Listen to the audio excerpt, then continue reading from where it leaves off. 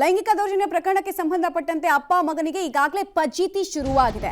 SIT ಅಧಿಕಾರಿಗಳು 24 ಗಂಟೆಯೊಳಗೆ ನಮ್ಮ ಮುಂದೆ ಹಾಜರಾಗಬೇಕು ಅಂತ ಹೇಳಿದ್ದಾರೆ. ಈ ಮೂಲಕ ಶಾಕ್ ಕೊಟ್ಟಿದ್ದಾರೆ ಪ್ರಜ್ವಲ್ ಹಾಗೂ ರೇವಣ್ಣಗೆ. ತುರ್ತಾಗಿ ವಿಚಾರಣೆಗೆ ಬರುವಂತೆ ನೋಟಿಸ್ ಜಾರಿಯಾಗಿದೆ. ನೋಟಿಸ್ ಸಿಕ್ಕ ಕೂಡಲೇ ವಿಚಾರಣೆಗೆ ಹಾಜರಾಗಬೇಕಂದ್ರೆ ರಿಸೀವ್ ಮಾಡಿದ ತಕ್ಷಣನೇ ಅದಕ್ಕೆ ರಿಪ್ಲೈ ಕೊಡಬೇಕು ಅಥವಾ ಹಾಜರಾಗ್ತೀನಿ ಅಂತ ಹೇಳಬೇಕಾಗತ್ತೆ. ಇಲ್ಲದೆ ಹೋದ್ರೆ ಕಾನೂನು ಕ್ರಮದ ಎಚ್ಚರಿಕೆಯನ್ನ ಕೂಡ ಎಸ್ಐಟಿ ಅಧಿಕಾರಿಗಳು ಒಂದು SOP ಪ್ರಕಾರ ಸ್ಟ್ಯಾಂಡರ್ಡ್ ಆಪರೇಟಿವ್ ಪ್ರೊಸೀಜರ್ ಏನಿದೆ ಅದರ ಪ್ರಕಾರ ಕೊಟ್ಟಿದ್ದಾರೆ. ನೋಟಿಸ್ನಲ್ಲೇ ಕಾನೂನು ಕ್ರಮದ ಎಚ್ಚರಿಕೆ ಬಗ್ಗೆ ಕೂಡ ಉಲ್ಲೇಖ ಮಾಡಿದ್ದಾರೆ.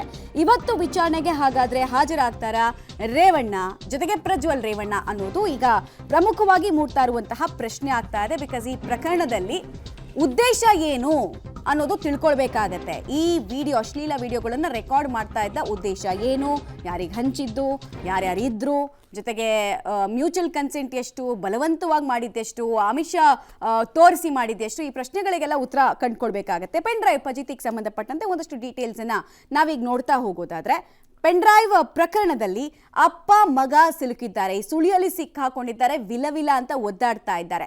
ಕಾನೂನಿನ ಕುಣಿಕೆಗೆ ಹತ್ತಿರ ಆಗ್ತಾ ಇದ್ದಾರೆ ಅನ್ನುವಂತಹ ಮಾತು ಕೂಡ ಕೇಳಿ ಬರ್ತಾ ಇದೆ. ಸೊ ರೇವಣ್ಣ ಹಾಗೂ ಪ್ರಜ್ವಲ್ಗೆ SIT ವಿಚಾರಣೆಯ ಬಿಸಿ ಕೂಡ ತಟ್ಲಿಕ್ಕಿದೆ. ಹಲವು ಪ್ರಶ್ನೆಗಳನ್ನ ಈಗಾಗಲೇ ರೆಡಿ ಮಾಡ್ಕೊಂಡಿದ್ದಾರೆ. ಆ ಕ್ವೆಶ್ಚನಿಯರ್ಗೆಲ್ಲ ಉತ್ತರ ಇವರಿಂದ ಬಯಸ್ತಾ ಇದ್ದಾರೆ. ಬಿಕಾಸ್ ಅಕ್ಯೂಸ್ಡ್ಗಳು ಇವರು. ತುರ್ತು ವಿಚಾರಣೆಗೆ ಹಾಜರಾಗೋದಕ್ಕೆ ನೋಟಿಸ್ ಕೊಟ್ಟಿದ್ದಾರೆ. ಇಮಿಡಿಯೇಟ್ ಆಗಿ ಬನ್ನಿ ಅಂತ. CRPC 41A ಅಡಿಯಲ್ಲಿ ನೋಟಿಸ್ ಜಾರಿಯಾಗಿದೆ. ಅಂದ್ರೆ CRPC 41A ಅಂದ್ರೆ ಯೂಶಲಿ ಇಂಥ ಪ್ರಕರಣದಲ್ಲಿ ಆರೋಪಿಗಳು ಯಾರಿರ್ತಾರಲ್ಲ ಅವರನ್ನ ಕರೆಸಿ ವಿಚಾರಣೆ ಮಾಡುವಂತಹ ಪ್ರಕ್ರಿಯೆ ಇದು. ಇಂದು ವಿಚಾರಣೆಗೆ ರೇವಣ್ಣ ಹಾಗೂ ಪ್ರಜ್ವಲ್ ಹಾಜರಾಗ್ತಾರ ಅನ್ನೋದೇ ಪ್ರೈಮ್ ಕ್ವೆಶ್ಚನ್ ಆಗ್ತಿದೆ. ಬಿಕಾಸ್ ಒಬ್ಬರಂತೂ ತಲೆ ಮರೆಸ್ಕೊಂಡಿದ್ದಾರೆ, ಇನ್ನೊಬ್ರು ಕೂಡ ಇಲ್ಲ. ನೋಟಿಸ್ ಕೊಡುವಂತ ಸಂದರ್ಭದಲ್ಲಿ ಕೂಡ ಅವರಿರಲಿಲ್ಲ. ಸೊ ಹೇಗೆ ಜರ್ಮನಿಯಲ್ಲಿರುವಂತಹ ಪ್ರಜ್ವಲ್ ವಿಚಾರಣೆಗೆ ಬರುವಂತಹ ಸಾಧ್ಯತೆ ಎಷ್ಟರ ಮಟ್ಟಿಗೆ ಇದೆ ಅನ್ನೋದು ಕೂಡ ಕುತೂಹಲ.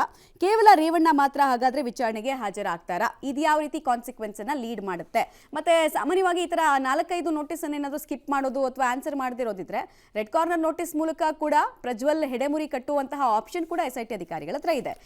ಆರಂಭದಲ್ಲಿ ಹೇಳಿರ್ತಕ್ಕಂಥದ್ದು, ಒಂದು ವೇಳೆ ಬರಲಿಲ್ಲ ಅಂದ್ರೆ ಕಾನೂನು ಕ್ರಮದ ಎಚ್ಚರಿಕೆ. ಕಾನೂನು ಕ್ರಮ ಅಂದ್ರೆ ಏನು? ಬಂಧನ ಆಗುತ್ತೆ. ಎರಡು ವಿಚಾರ. ಒಂದು, ಇಲ್ಲಿ ಇಂಡಿವಿಜುವಲ್ ಆಗಿ ತಗೊಂಡಾಗ ರೇವಣ್ಣ ಅವರು ಸೇಫ್ ಆಗ್ಬೋದು. ವಿಚಾರಣೆಗೆ ಅವ್ರು ಹಾಜರಾಗ್ಬಿಟ್ಟು ನನ್ನ ಪಾತ್ರ ಏನಿತ್ತು, ನನ್ನ ವಿಚಾರಣೆ ಏನಿತ್ತು ಅದು ನಾನು ಮುಗಿಸಿದೀನಿ ಅಂತ ಅಂದ್ಬಿಟ್ಟು. ಬಟ್ ಪ್ರಜ್ವಲ್ ರೇವಣ್ಣ ತನಿಖೆ ಆಗದೇನೆ ಅಥವಾ ವಿಚಾರಣೆ ಆಗದೇನೆ ಇದಕ್ಕೊಂದು ತಾರ್ಕಿಕ ಅಂತ್ಯ ಕೊಡೋಕ್ಕಾಗಲ್ಲ. ಎಷ್ಟೇ ದಿನ ಆದರೂ ಕೂಡ ಯಾವುದಾದ್ರೂ ಒಂದು ಕ್ರಮದಲ್ಲಿ ಆತನನ್ನು ಕರೆಸಲೇಬೇಕಾಗತ್ತೆ.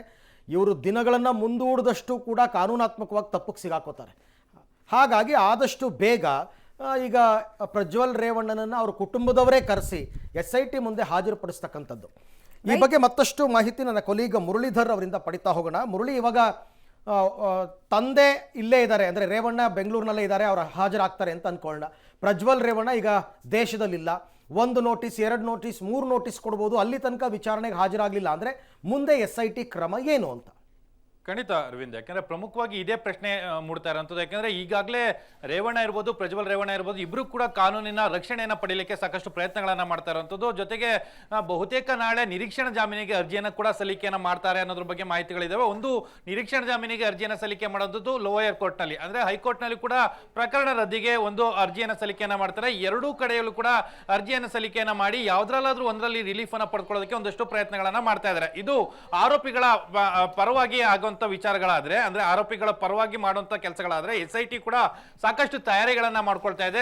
SIT ಸಾಮಾನ್ಯವಾಗಿ 1 ನೋಟಿಸ್ ಮತ್ತು 2 ನೋಟಿಸ್, 3 ನೋಟಿಸ್ ಅನ್ನ ಕೊಡ್ತಾರೆ. 3 ನೋಟಿಸ್ಗೂ ಕೂಡ ಯಾವುದೇ ರೀತಿ ರಿಪ್ಲೈಗಳು ಬರಲಿಲ್ಲ. ಅಂದ್ರೆ ಯಾಕಂದ್ರೆ ಪ್ರಜ್ವಲ್ ರೇವಣ್ಣ ಈಗಾಗಲೇ ವಿದೇಶದಲ್ಲಿ ಇದ್ದಾರೆ ಅನ್ನೋದ್ರ ಬಗ್ಗೆ ಸ್ಪಷ್ಟ ಮಾಹಿತಿಗಳಿದಾವೆ. ಅವರಿಗೆ ವಾಟ್ಸ್ಆಪ್ ಮೂಲಕಗಳು ಕೂಡ ನೋಟಿಸ್ ಅನ್ನ ಸರ್ವ್ ಮಾಡಿದ್ದಾರೆ. ಜೊತೆಗೆ ಅವರ ಮನೆಗೆ ಕೂಡ, ಅಂದ್ರೆ JP ನಗರದ, ಬೆಂಗಳೂರಿನ JP ನಗರದ ಮನೆ ಇರ್ಬೋದು, ಹೊಳೆನರಸೀಪುರದ ಮನೆ ಇರ್ಬೋದು, ಎರಡೂ ಕಡೆಗೂ ಕೂಡ ನೋಟಿಸ್ ಅನ್ನ ಸರ್ವ್ ಮಾಡಿರುವಂತದ್ದು. ಆ ಹಿನ್ನೆಲೆಯಲ್ಲಿ ಆ 3 ನೋಟಿಸ್ಗೂ ಕೂಡ ಏನೋ ಅವರು ರೆಸ್ಪಾಂಡ್ ಮಾಡಲಿಲ್ಲ ಅಂದ್ರೆ ಅವ್ರಿಗೆ ಲುಕ್ಔಟ್ ನೋಟಿಸ್ ಅನ್ನು ಕೊಡ್ಲಿಕ್ಕೂ ಕೂಡ ಎಲ್ಲ ರೀತಿಯ ತಯಾರಿಗಳನ್ನು ಕೂಡ ಮಾಡ್ಕೊಳ್ತಾ ಇರುವಂತದ್ದು. ಅಂದ್ರೆ ಈ ರೀತಿಯಲ್ಲಿ ಯಾರು ವಿದೇಶದಲ್ಲಿ ತಲೆಮರೆಸ್ಕೊಂಡಿದ್ರೆ ಅಥವಾ ದೇಶವನ್ನು ಬಿಟ್ಟು ಯಾರಾದ್ರೂ ಹೋಗಿದ್ರೆ ಅವರಿಗೆ ಲುಕ್ಔಟ್ ನೋಟಿಸ್ ಅನ್ನ ಕೊಡ್ತಾರೆ. ಲುಕ್ಔಟ್ ನೋಟಿಸ್ ಅನ್ನು ಕೊಟ್ಟಾಗ ಏರ್ಪೋರ್ಟ್ ಅಥಾರಿಟಿ ಏನಿರ್ತಾರೆ ಅವರು ಏನಾದ್ರೂ ಆರೋಪಿ ಏನಾದ್ರು ಒಂದು ದೇಶದಿಂದ ಮತ್ತೊಂದು ದೇಶಕ್ಕೆ ಅಥವಾ ಅಲ್ಲೇನಾದ್ರು ಏರ್ಪೋರ್ಟ್ ನಲ್ಲಿ ಲೊಕೇಟ್ ಆದ್ರೆ ಅವರನ್ನ ತಕ್ಷಣವೇ ಬಂಧನ ಮಾಡುವಂತ ಕೆಲಸಗಳು, ಇದೆಲ್ಲ ಮುಂದಿನ ಪ್ರೊಸೀಜರ್ಗಳು. ಸದ್ಯಕ್ಕೆ ನೋಟಿಸ್ ಏನ್ ಕೊಟ್ಟಿದ್ದಾರೆ, ನೋಟಿಸ್ಗೆ ರೆಸ್ಪಾಂಡ್ ಮಾಡ್ತಾರಾ ಇಲ್ವಾ ಅನ್ನೋದ್ರ ಬಗ್ಗೆ SIT ಅಧಿಕಾರಿಗಳು ಸಾಕಷ್ಟು ಕುತೂಹಲದಲ್ಲಿದ್ದಾರೆ. ಜೊತೆಗೆ ಕೋರ್ಟ್ನಲ್ಲಿ ಆಗುವಂಥ ಪ್ರೊಸೀಜರ್ಗಳೇನಿರ್ತೋ ಆ ಪ್ರೊಸೀಜರ್ಗಳ ಮೇಲೆ ಕೂಡ ಸಾಕಷ್ಟು ಗಮನವನ್ನು ಇಟ್ಟಿರುವಂಥದ್ದು. ಅಲ್ಲಿ ಯಾವ ರೀತಿಯಲ್ಲಿ ಟ್ಯಾಕಲ್ ಮಾಡಬೇಕು ಈ ಪ್ರಕರಣಕ್ಕೆ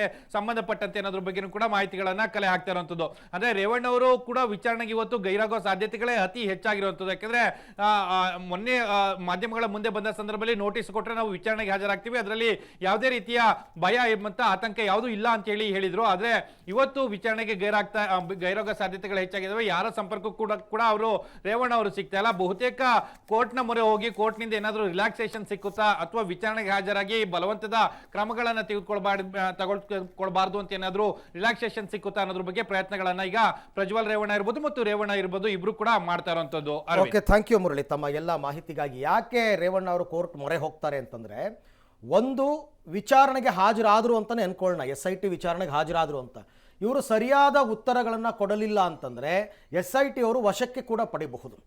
ಅದರಿಂದ ತಪ್ಪಿಸ್ಕೊಳ್ಳೋದಕ್ಕೆ ಮಾತ್ರ ಇವರು ಕೋರ್ಟ್ ಮೊರೆ ಹೋಗಬೇಕಾಗುತ್ತೆ, ನಿರೀಕ್ಷಣಾ ಜಾಮೀನಿಗೆ ಅಪ್ಲೈ ಮಾಡ್ಕೋಬೇಕಾಗುತ್ತೆ.